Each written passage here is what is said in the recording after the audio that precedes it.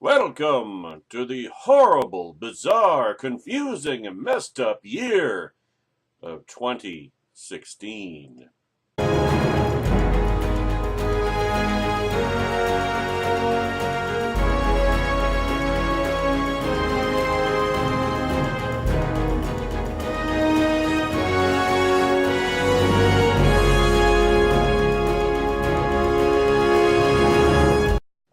I'm telling you, ladies and gentlemen, as we enter our ninth consecutive year of despotism and tyranny in this country, courtesy of the decadence and foolishness of the American electorate, we're going to need humorists and pundits, well, like myself, obviously, but I'm referring specifically and pointedly of Dave Barry, one of my favorites for, oh gosh, 25 years at least, to help keep our morale at a sufficient level to where we don't just run right out and hang ourselves, which would make Trumpers very happy. Can't give them the satisfaction now, can we? And he has his annual year in review, and it is in rare form. This is one of his better installments. Now, in the future, Americans, assuming there are any left, see why I like Dave Barry so much, will look back at 2016 and remark, "What the hell?" And they will have a point. Over the past few decades, we here at the Year in Review have reviewed some pretty disturbing years. For example, there was 2000 when the outcome of a presidential election was decided by a tiny group of deeply confused Florida residents who had apparently attempted to vote by chewing on their ballots. Then there was 2003 when a person named Paris Hilton suddenly became a major international superstar despite possessing a level of discernible talent so low as to make the Kardashians look like the Jackson 5. In other words, her bazongas weren't nearly that huge. There was 2006 when the Vice President of the United States, who claimed he was attempting to bring down a suspected quail, shot a 78-year-old man in the face, only to be exonerated after an investigation revealed that the victim was an attorney. Not his attorney, though, I'm assuming. See, that's the thing about lawyers. Everybody hates lawyers except their own. Their own lawyers. They love their own lawyers, you see. What was it that Archie Bunker said about his lawyers? Rabinowitz, Rabinowitz, and Rabinowitz, three Jews who will not leave a single scrap of meat on your skeleton. I think it was skeleton or carcass, I think was the line from that episode of All in the Family. And perhaps most inexplicable of all, there was 2007 when millions of people voluntarily installed Windows Vista. I wasn't one of them, by the way. I knew better. I knew what was coming. I mean, they should have stopped. Microsoft should have stopped with Windows XP. That's what they should have done. Windows XP was perfect. It was the most stable operating system I have ever seen. Everything since Vista, Windows 7, 8, whatever happened to it? I never heard Windows 9, though. Maybe they called it something else and I just wasn't paying attention. And then Windows 10, I mean, you just stay with Windows XP and it would have been perfect. Perfect. Don't fix what isn't broken. You know, software engineers, in the words of Dr. McCoy in Star Trek The Motion Picture, they love to change things. Yeah, we've seen some weird years, but we've never seen one as weird as 2016. This was the Al Yankovic of years. If years were movies, 2016 would be Plan 9 from Outer Space. Remember that one, folks? Probably not if you're younger than me. If years were relatives, 2016 would be the uncle who shows up at your Thanksgiving dinner wearing his underpants on the outside and still have the fly open. Now, why do we say this? Well, let's begin with the gruesome train wreck that was the presidential election. The campaign began with roughly 14,000 candidates running. Dave might be underestimating that a little bit, but what's that term? A smidgen. That's, he's in the ballpark. Obviously, not all of them were qualified to be president. Just most of them, and those were the ones that were eliminated first. Some of them, and here we're thinking of Link Chafee, were probably imaginary. But a reasonable number of the candidates seemed to meet at least the minimum standard that Americans have come to expect of their presidents in recent decades, namely, not completely horrible. So this mass of candidates began the grim death march that is the modern American presidential campaign, trudging around Iowa pretending to give a shit about agriculture, performing in an endless series of televised debates like suit-wearing seals trained to bark out talking points, going to barbecue after barbecue and smiling relentlessly through mouthfuls of dripping meat. Good meat. Oh, I can still remember that picture of John Kerry from 2004 when he was pretending to eat a pulled pork sandwich. and I could swear he took his first bite from the middle, not the ends. Oh, and then there was a shot of him, I think he had 2 corn cobs painted on his campaign bus. Well, I can still remember from one of Barack Obama's campaigns, the way that he ate his barbecue, which was he was trying to take a bite out of it so that his lips wouldn't touch it, which led to an expression on his face that I don't think could ever be reproduced, and nobody would want it to be.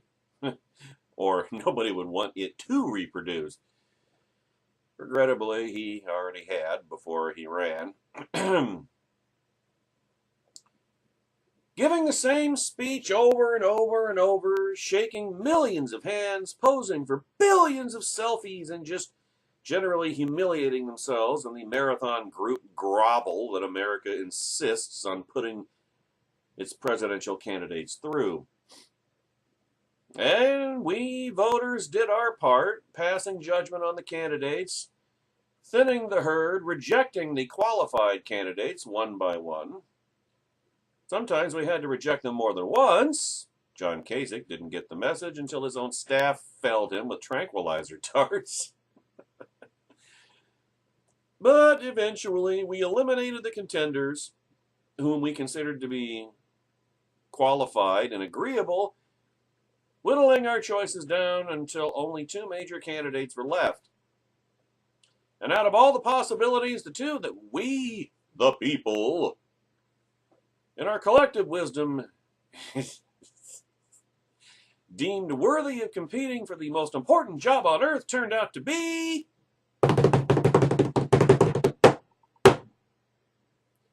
the most flawed, sketchy, and generally disliked duo of presidential candidates ever! That's right, folks. After all that, the American people, looking for a leader, ended up with a choice between ointment and suppository. The fall campaign was an unending national nightmare, broadcast relentlessly on cable television. CNN told us over and over that Donald Trump was a colossally ignorant, narcissistic, out-of-control sex predator buffoon. Fox News countered that Hillary Clinton was a greedy, corrupt, coldly calculating liar of massive ambition and minimal accomplishment. And in our hearts, we knew the awful truth. They were both right. It wasn't just bad. It was the worst election ever. And that was only one of the reasons why 2016 should never have happened. Here are some others. American race relations reached their lowest point since 2015. We learned that the Russians are more involved in our election process than the League of Women Voters. For much of the year, the economy continued to struggle, with the only growth sector being people paying insane prices for tickets to Hamilton. In a fad even stupider than planking, millions of people wasted millions of hours, and sometimes risked their lives, trying to capture imaginary Pokemon Go things on their phones, hoping to obtain the ultimate prize. A whole bunch of imaginary Pokemon Go things on their phones. A major new threat to American communities, receiving at least as much coverage as global climate change, which is, of course, a myth, emerged in the form of clowns, like the one that got elected president on November 8th. In a shocking development that caused us to question our most fundamental values, Angelina and Brad broke up even though they are both physically attractive. We continue to prove as a nation that no matter how many times we are reminded, we are too stupid to remember to hold our phones horizontally when we make videos. Musically, we lost Prince, David Bowie, and Leonard Cohen. We gained the suicide-inducing TV commercial in which John Bon Jovi screeches about turning back time. I mean, did anything good happen in 2016? Well, let's think here for a minute. Okay, the man bun appeared to be going away. Yeah, that was pretty much it for good things. And now, finally, it is time for 2016 to go away. But before it does, let's narrow our eyes down to slits and take one last squinting look back at this hideous monstrosity of a year, starting with January, which actually begins on a positive note with the capture of elusive Mexican drug lord Joaquin El Chapo Guzman, who in 2015 escaped for the second time from a Mexican prison when authorities failed to notice the signs reading in Spanish, "Warning, escape tunnel under construction." Since then, Guzman has been in hiding except for an interview with Sean Penn, a guest spot with Jimmy Kimmel, and a series of commercials for Buffalo Wild Wings. Mexican police finally are able to track him down during his 4-week stint as a guest judge on America's Got Talent. He's taken to Tijuana and incarcerated in what authorities describe as a very secure Motel 6. In health news, the Centers for Disease Control, responding to the spread of the little-understood Zika virus, cautions Americans not to have unprotected sex with foreign mosquitoes.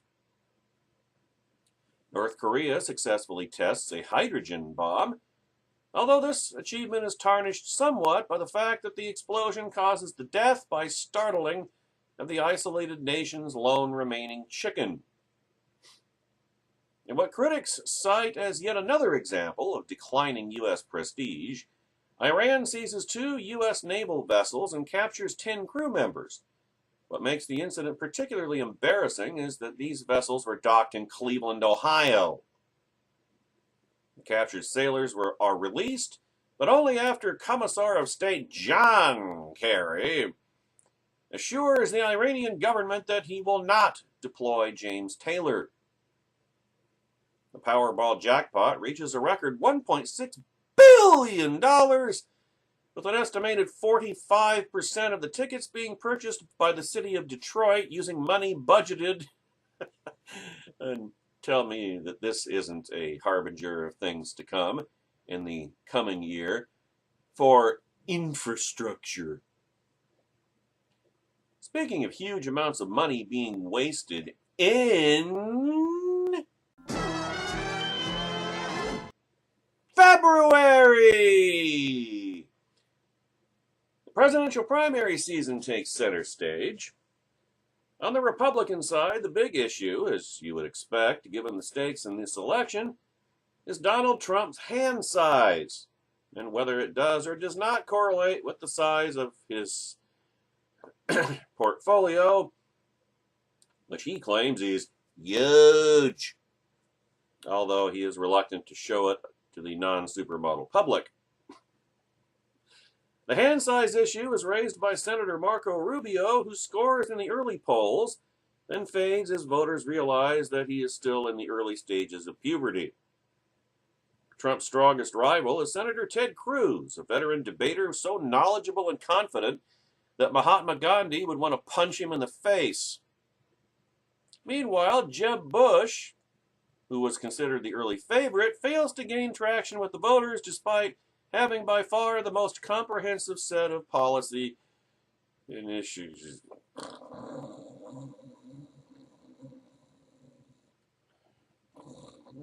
Oh, sorry. My apologies there. We nodded off thinking about Jeb as did the voters. On the Democrat side, Hillary Clinton is widely presumed to be the frontrunner based on being a historic woman with a lengthy resume of service to the nation who, with her husband Bill, has serviced the nation for decades to the tune of several $100 million. She is declared the winner of the Iowa caucuses via a controversial and confusing process that in some precincts involves dodgeball. But Mrs. Clinton faces an unexpectedly strong challenge from Senator Weekend Bernie Sanders, a feisty 217-year-old Vermont senator with a message of socialism, but the good kind of socialism where everybody gets a lot of free shit, not the kind where starving people fight over who gets the lone remaining beet at the co-op. Sanders wins the New Hampshire Democrat primary, followed in what some observers see as a troubling sign by Vladimir Putin. In other February news, a lengthy standoff in a federal wildlife refuge in Oregon finally comes to an end when anti-government militants, after protracted negotiations, are eaten by the federal wildlife. Following the death of Supreme Court Justice Antonin Scalia, the nation's political leaders observe a period of mourning and reflection lasting 3/billionths of a second, then commence the important bipartisan work of not making any progress whatsoever on a replacement. The troubled Chipotle chain temporarily closes all of its restaurants after several customers are attacked by what health authorities describe as E. coli bacteria the size of adult pythons. And the Denver Broncos win Super Bowl 50, thanks in part to a costly unsportsmanlike conduct penalty called on the Carolina Panther defense for stealing Peyton Manning's walker. Speaking of unsportsmanlike, in March! No, the month. I'm not telling you to get up and pick up your feet! No, I'm not. Just month of March, ladies and gentlemen. The Republican presidential race grows increasingly nasty, or if you prefer, nasty, spiraling downward in tone to the point where Ted Cruz makes the following statement, which we swear we are not making up. Quote, Donald Trump may be a rat, but I have no desire to copulate with him. Close quote. This sounds as though Cruz is saying that he would copulate with a rat as long as the rat was not Donald Trump. Presumably that is not what Senator Cruz meant, but nobody really wants to know what he did mean. Meanwhile, Ben Carson announces, in his extremely low-key and soft-spoken manner, hence my nickname for him of Gentle Ben, that he is going to suspend his campaign, or visit Spain, or possibly rob a train. There's no way to be certain.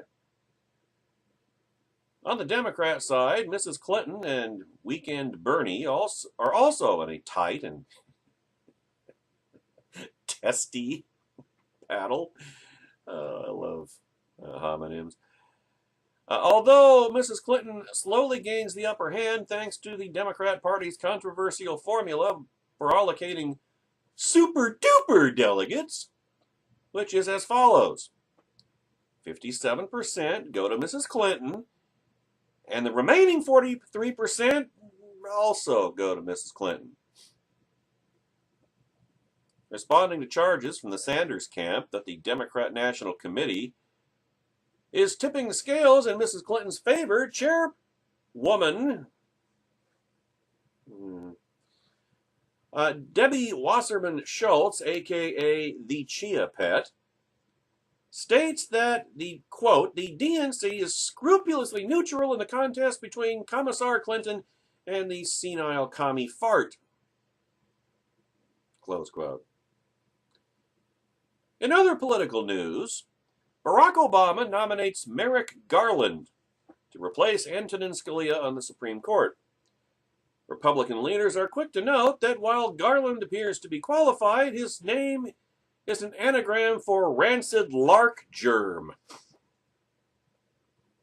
That's what I love about Dave Barry. He actually goes to the trouble of coming up with things like this.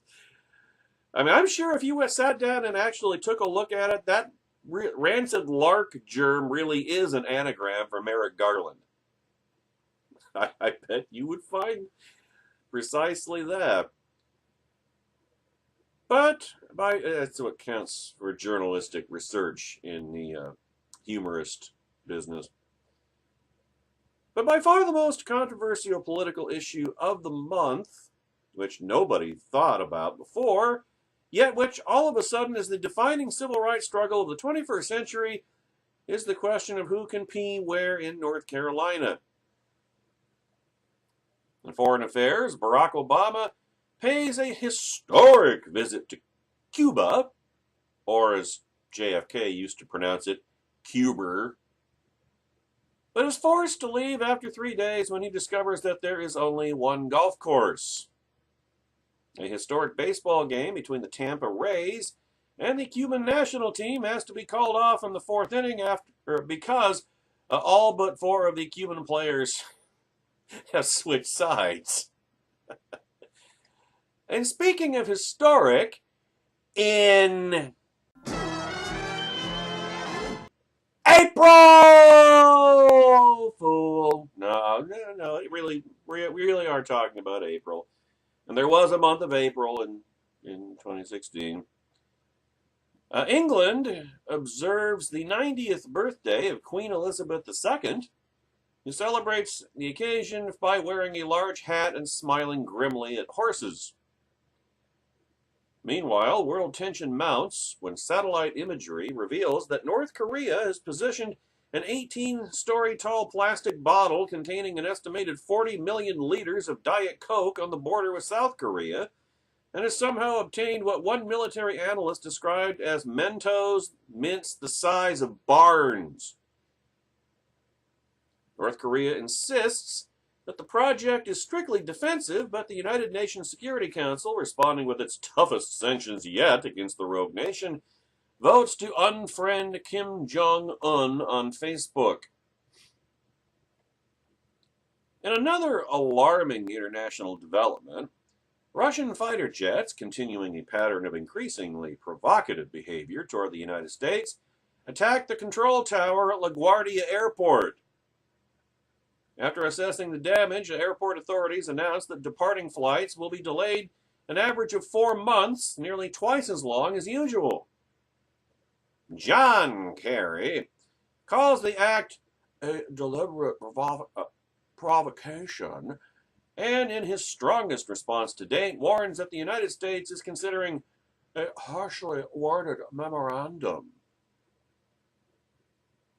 In U.S. presidential politics, Ted Cruz, making a last-ditch effort to stop the Trump juggernaut, announces that his choice for running mate is, prepare for a game-changing jolt of high-voltage excitement, Carly Fiorina. That's the player introduction at an athletic event, not the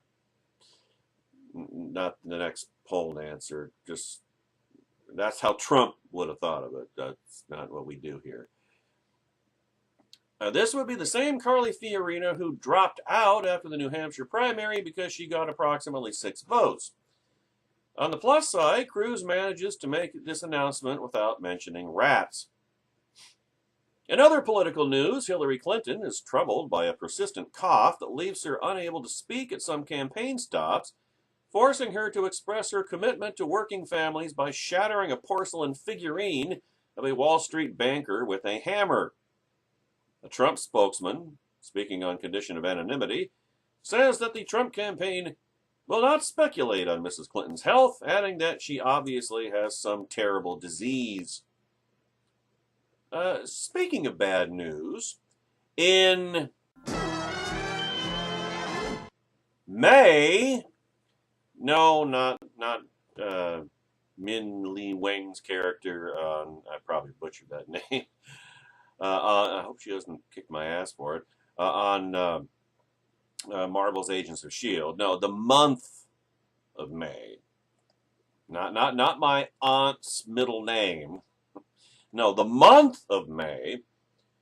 Tragedy strikes the Cincinnati Zoo when zoo authorities, fearing for the life of a 3-year-old who has climbed into the gorilla enclosure, are forced to shoot and kill a gorilla named Harambe, who instantly becomes way more revered on the internet than Mother Teresa.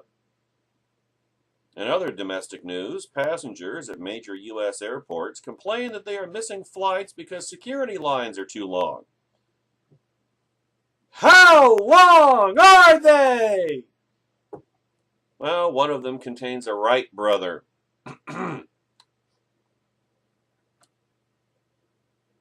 I would pose the question, have you ever noticed that TSA agents never have small hands? But I guess that's so that passengers getting pat-downs won't be flattered, if you follow my drift.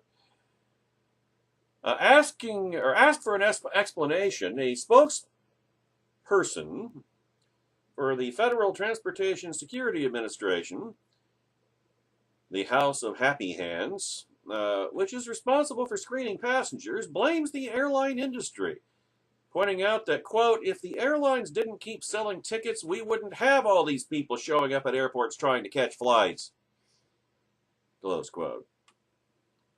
The spokesperson suggests that people planning to travel by air during busy times should consider other options, such as suicide.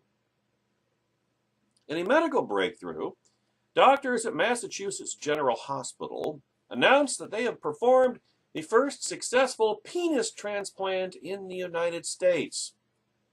The patient's name, and we are not making this item up, is Manning. Abroad, satellite surveillance reveals, by the way, the medical term for that is addictectomy. See, there's your... We put a little medical science in the video every once in a while. Abroad, satellite surveillance reveals that North Korea has instructed or constructed what military analysts describe as an extremely large slingshot as well as a latex balloon believed large enough to hold a quantity of water equivalent to Lake Tahoe. The North Korean government insists that these items are intended for medical research.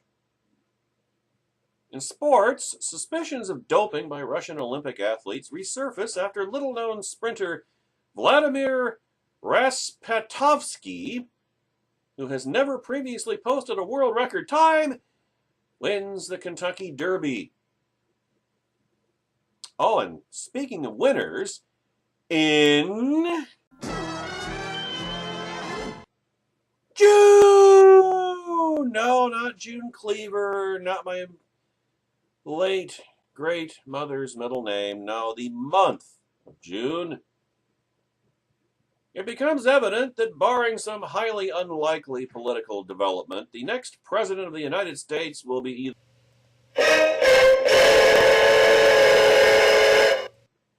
Meanwhile, the nation is in the grip of a worsening heroin epidemic. Coincidence? You be the judge. Speaking of coincidences, Bill Clinton happens to find himself in the same airport as U.S. Reichsfuhrer Loretta Lynch.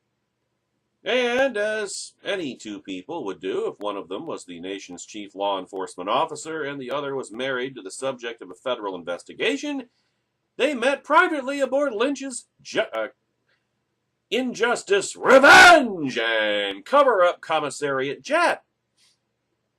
When word of the meeting leaks out, Lynch assures the press that she and Bill did not discuss the FBI investigation into Hillary Clinton's email homebrew server, adding, "Nor did we inhale." For her part, Hillary continues to insist that she never emailed anything classified, and even if she did she actually didn't, besides which, so did a lot of other people, such as Colin Powell and Harry Truman.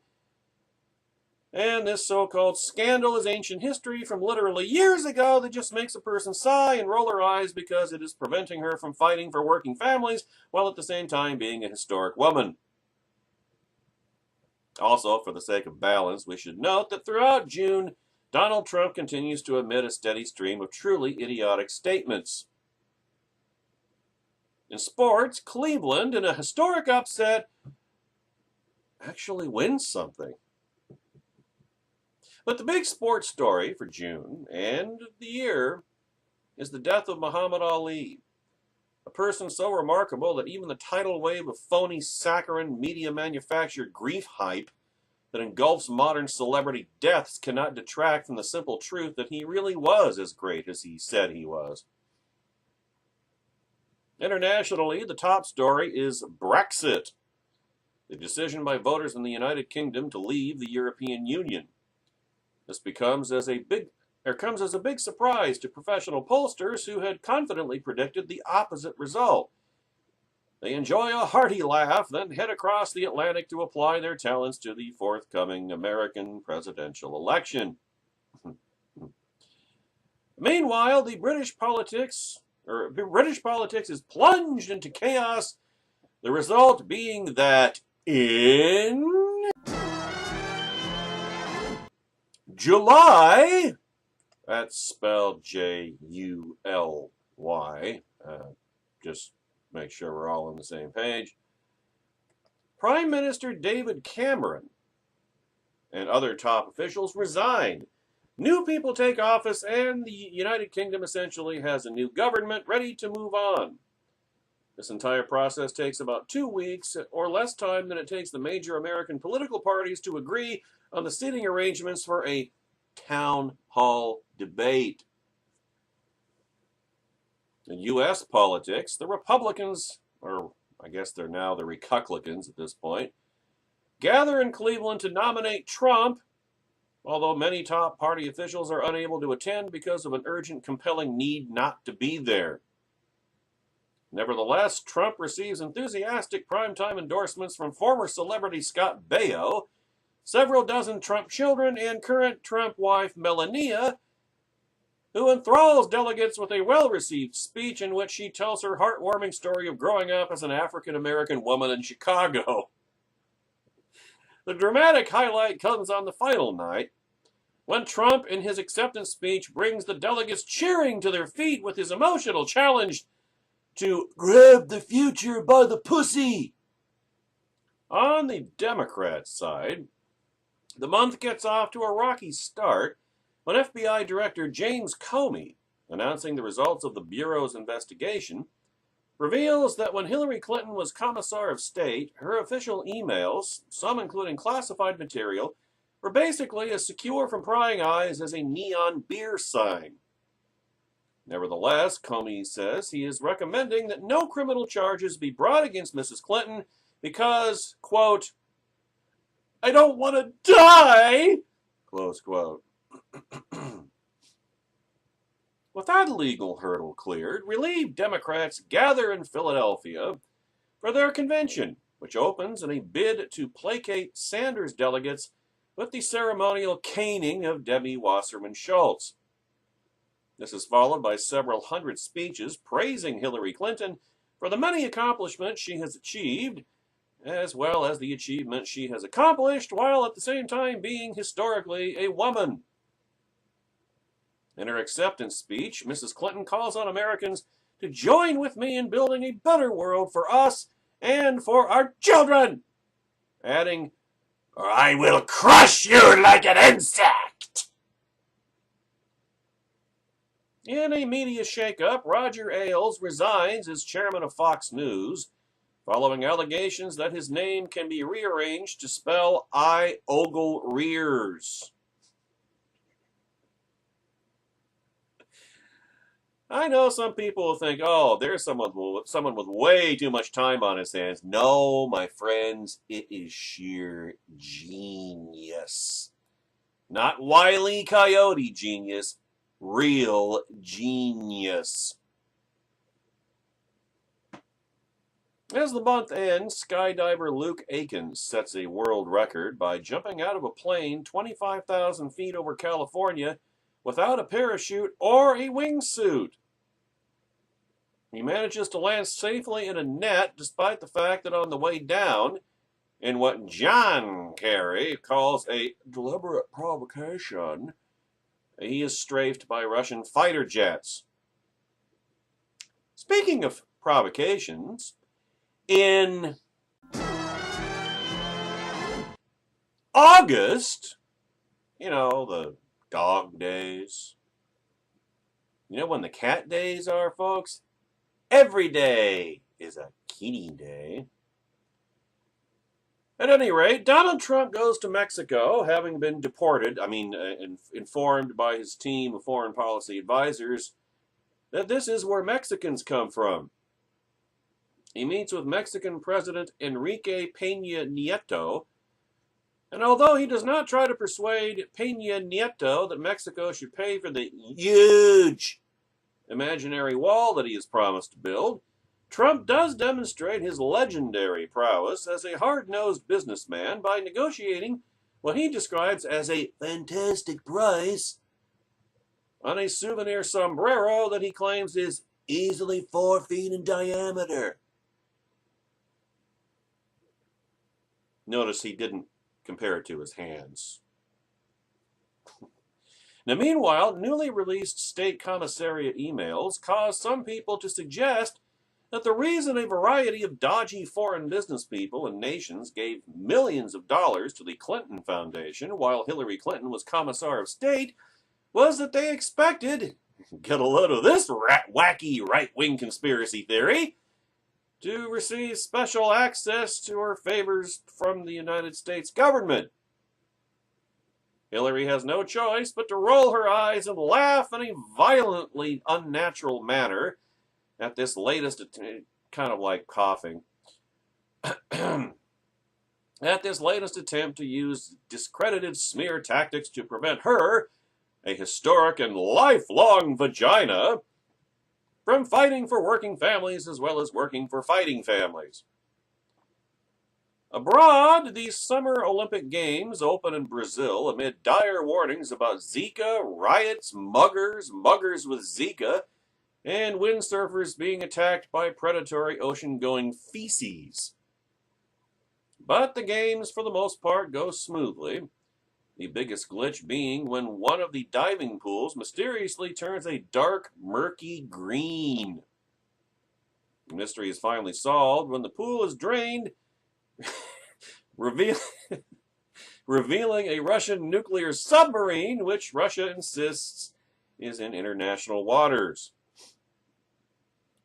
In the athletic competition, Jamaican sprinter Usain Bolt becomes the first athlete ever to win the men's 100-meter final while wearing flip-flops. But the U.S. team dominates the games, with the most memorable performance coming from a team of athletes led by swimmer and rocket scientist Ryan Lochte, competing in the four-man gas station wall pee. Elsewhere in sports, the opening of the National Football League season provides a much-needed diversion to Americans who are sick of being bitterly divided over politics and welcome the opportunity to be bitterly divided over how players respond to the national anthem. And speaking of bitter, in September, which doesn't sound like or rhyme with anything, thank goodness, Mrs. Clinton and Trump square off in the first presidential debate, which leads to a national conversation about an issue of vital concern to all Americans, namely the alleged weight gain of Alicia Machado, Miss Universe of 1996. This topic is raised by Mrs. Clinton in an obvious attempt to bait Trump into wasting valuable campaign time talking about something that cannot possibly benefit him. So naturally, Trump, who by his own admission has an extremely high IQ, latches onto it like a barnacle onto the Titanic. He focuses on the former Miss Venezuela with laser-like intensity for the better part of a week before getting back to his previous campaign strategy of engaging in bitterly personal Twitter feuds, often with other Republicans. But it is also not a totally great month for Mrs. Clinton either, who appears to collapse while being helped into a van after hastily leaving a September 11th memorial ceremony. Her campaign, responding with the transparency, openness, and candor for which it is famous, initially downplays the incident, saying that Mrs. Clinton felt overheated. 90 minutes later, she appears outside her daughter's apartment building and tells reporters, "I'm feeling great!" But later that afternoon, her physician releases a statement saying that 2 days earlier, Mrs. Clinton was diagnosed with pneumonia. This leads to renewed speculation about Mrs. Clinton's health, which is quickly quelled by a vast army of Clinton campaign officials, surrogates, allies, lackeys, henchpersons, and media flunkies, all heavily armed with talking points and propaganda, and declaring in unison that she has no undeclared health problems and is going to power through this minor pesky so-called pneumonia, which is old news and will not distract her from being a historic person of gender with a lifelong commitment to working for fighting or fighting for working. And, well, speaking of overheating, Samsung announces a recall of all Galaxy Note 7 phones after an attempt to rebrand them as smart charcoal lighters meets with consumer resistance. Adding to Samsung's woes are reports that some of its top-loading washers have exploded, although the company insists that the machines are, quote, perfectly safe when operated using the delicate cycle, provided that there are no humans nearby, close quote. In other technology news, Apple announces the release of the iPhone 7, which is basically the iPhone 6 with the added convenience of not having a headphone jack. The marketing slogan is, "At least it doesn't burst into flames," or burn thereafter, I guess. In entertainment news, Game of Thrones once again wins the coveted Emmy Award for drama series with the most naked people. But for sheer drama, no TV show can compare with what happens to the American political system in October, the month of my birth, which will be commemorated in some bathroom closet somewhere someday, I guess. When the U.S. presidential election, until now a cross between farce and soap opera, mutates into a full-on horror show. The early part of the month goes badly for Trump with the release of a 2005 video in which he talks about kissing and groping women, which according to him he can get away with because he's a star who uses Tic Tacs. Trump quickly apologizes for the video, noting that A, it was recorded long ago when he was only at the tender age of 59 years, and B, his remarks were locker room banter, such as you would hear in any locker room in America occupied by morally deficient billionaire pigs. C, Bill Clinton did way worse things, and D, what about Benghazi? But the story doesn't go away. Over the next week, Trump is accused of improper groping by enough women to form a professional softball league. Trump responds to these allegations with a five-pronged defense. Prong 1, these women are lying. Prong 2, all of them, they're liars. Prong 3, they are frankly not attractive enough to be groped by a star of his magnitude. Prong 4, the election is rigged. Prong 5, what about Bill Clinton and Benghazi? Meanwhile, the Clinton campaign is dealing with a steady stream of WikiLeaks emails suggesting that the Clinton Foundation is dedicated to humanitarian relief in the same sense that the Soprano family was dedicated to waste management. But this kind of scandal is ho-hum stuff for the Clinton campaign, whose campaign slogan has slowly morphed from stronger together into, well, at least she's predictably corrupt. As the month wears on and Trump continues to flail away unconvincingly at his alleged groping victims, it appears more and more likely that Mrs. Clinton has established herself with just enough voters as the least loathsome choice in this hideous, issues-free nightmare of an election. And then, just when we thought it could not possibly get any weirder or any worse, we are hit with the mother of all October surprises in the form of the incurable genital wart on the body politic known as Anthony Weiner. While probing Weiner's laptop for evidence of alleged sexting with another underage girl, the FBI,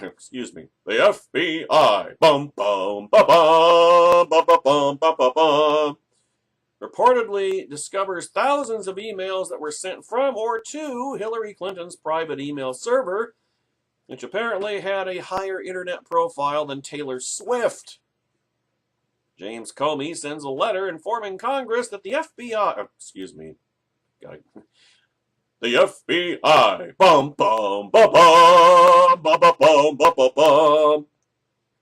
is taking a look at the email issue.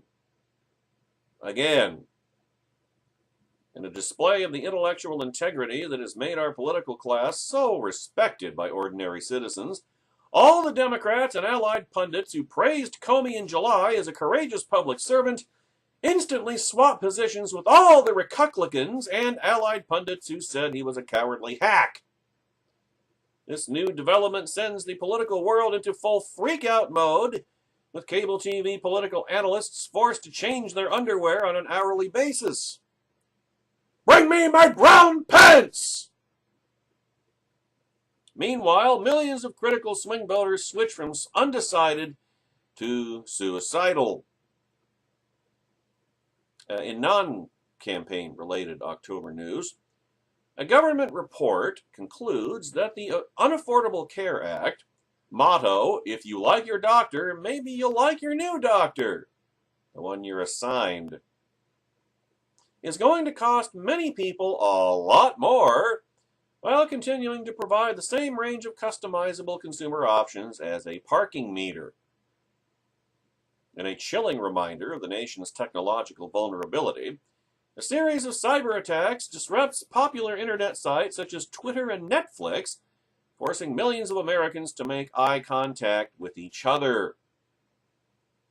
In yet another blow to Samsung, the Federal Aviation Administration announces that it will not permit commercial aircraft to fly over states known to contain Galaxy Note 7s.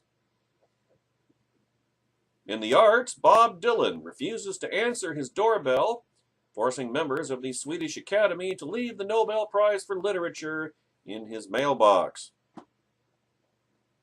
The month ends on an upbeat note as Americans celebrate my birthday on Halloween.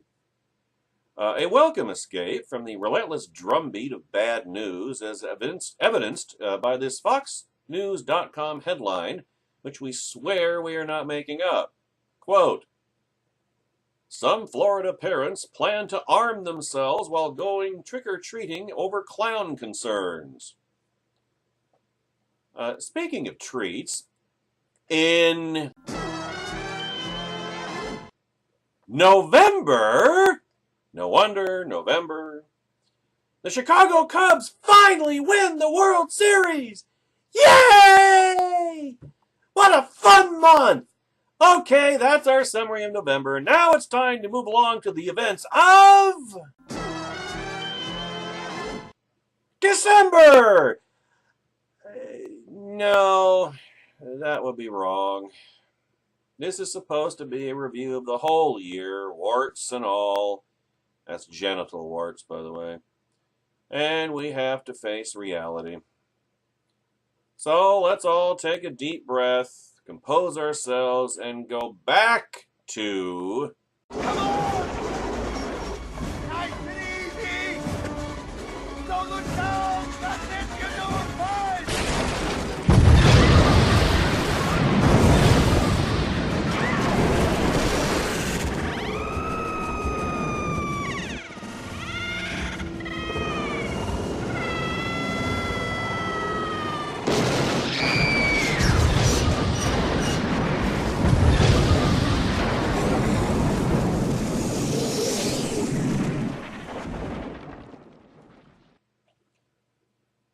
November. No wonder. Which begins with yet another letter to congressional leaders from James Comey, who lately has generated more correspondence than Publishers Clearinghouse. This time, he says, concerning the newly discovered emails on Anthony Weiner's laptop, in the classic Emily Latella tradition, never mind. This forces Republicans and Democrats to again swap positions on whether Comey is a courageous patriot or total scum. For a brief period, members of Congress are so confused about who stands where that they are in real danger of accidentally working together and accomplishing something. Fortunately, before this happens, the two sides are able to sort things out and resume being bitterly deadlocked. As Election Day approaches, a consensus forms among the experts in the media political complex based on a vast array of demographic and scientific polling data evaluated with sophisticated analytical tools. These experts, who have made lucrative careers out of going on TV and explaining America to Americans, overwhelmingly agree that Hillary Clinton will win, possibly in a landslide, and this could very well mean the end of the Republican Party. The explainers are very sure of this, nodding in unison while smiling in bemusement at the pathetic delusions of Trumplicans. Unfortunately, it turns out that a large sector of the American Republic has not been brought up to speed on all this expert analysis, and so it comes to pass that the unthinkable happens in the form of December! No, no, no, damn it, we have to do this. Back in... Come on! Nice and easy! Don't look down! That's it! You're doing fine!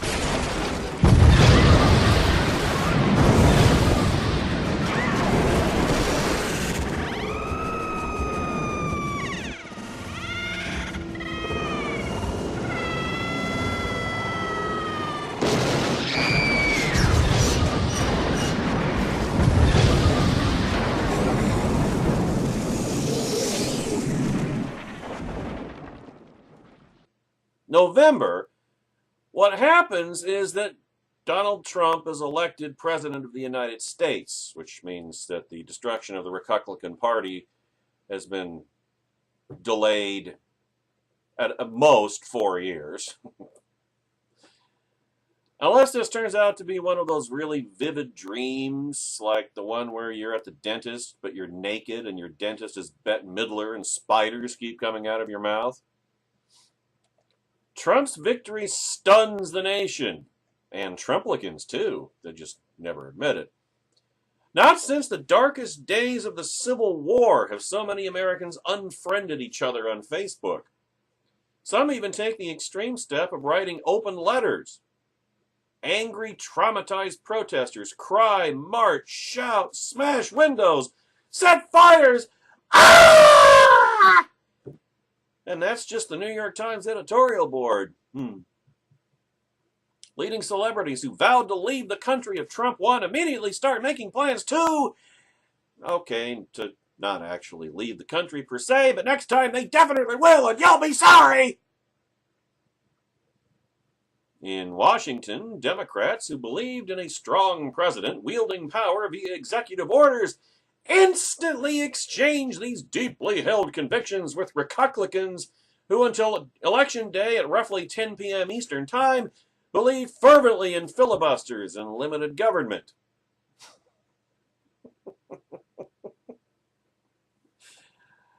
On TV, the professional explainers, having failed spectacularly to predict what just happened, paused for a period of somber and contrite self-reflection, lasting close to 15 minutes before they begin the crucial work of explaining to the rest of us what will happen next.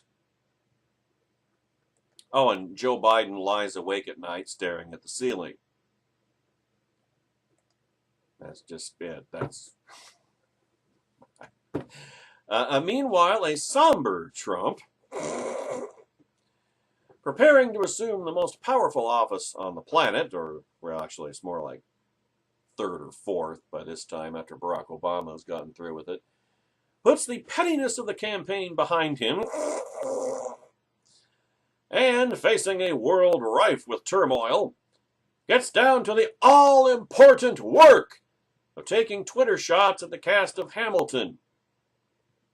He also begins assembling a cabinet that, reflecting the diversity of the nation he has been elected to lead, includes several non-billionaires. The president-elect also receives classified briefings every week or two, during which he learns, among other things, that there are a lot of foreign countries, including some where he does not even have golf courses.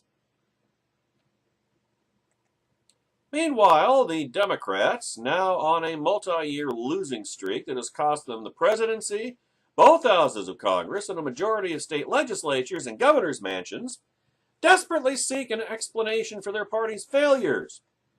After a hard, critical look in the mirror, they are forced, reluctantly, to stop seeking scapegoats and place the blame where it really belongs: the Electoral College, the Russians, Facebook, and, of course, James Comey.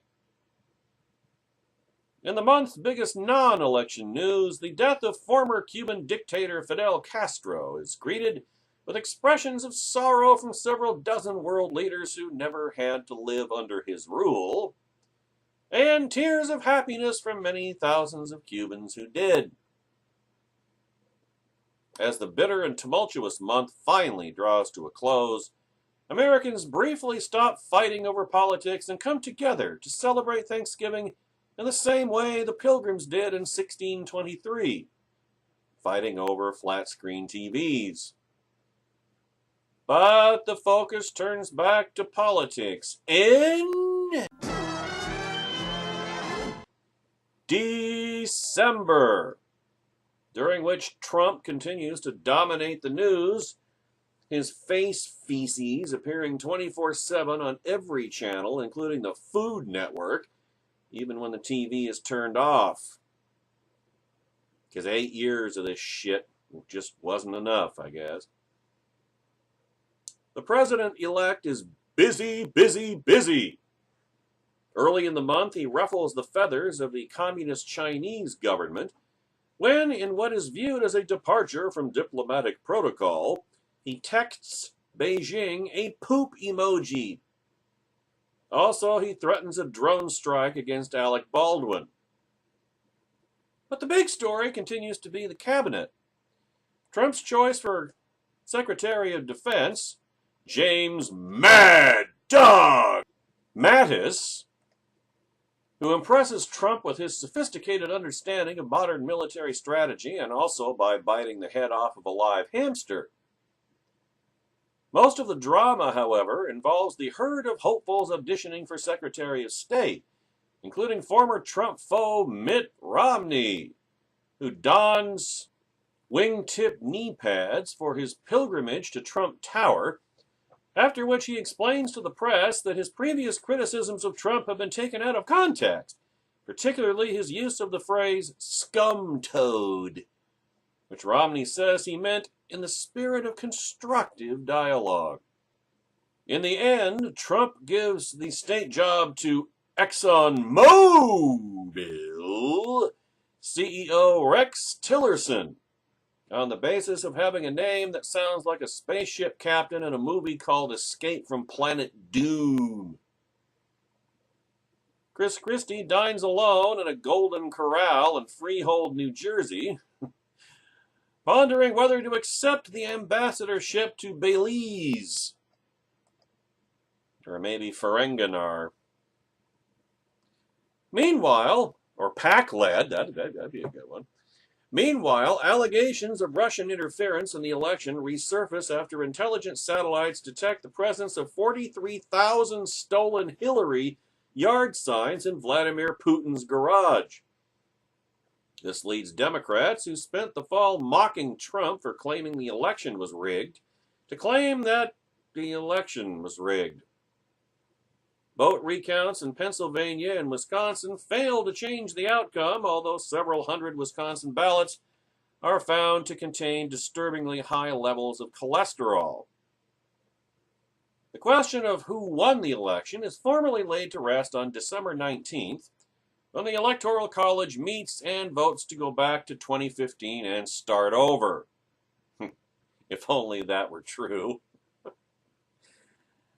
The New York Times and Washington Post, seeking to improve their understanding of pro-Trump America, partner with TV network news divisions to create Operation Outreach, in which teams of reporters will travel to non-coastal regions carrying rucksacks full of chewing tobacco and moon pies, which they will trade with the natives in return for colorful quotes about their political views, religious beliefs, sex practices involving livestock, etc.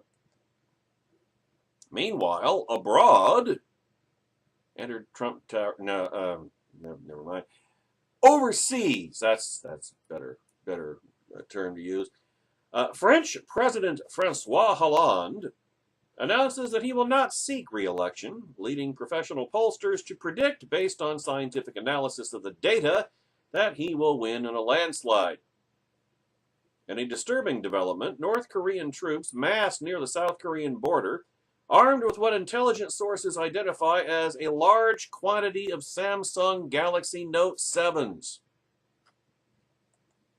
And finally, mercifully, 2016 draws to a close.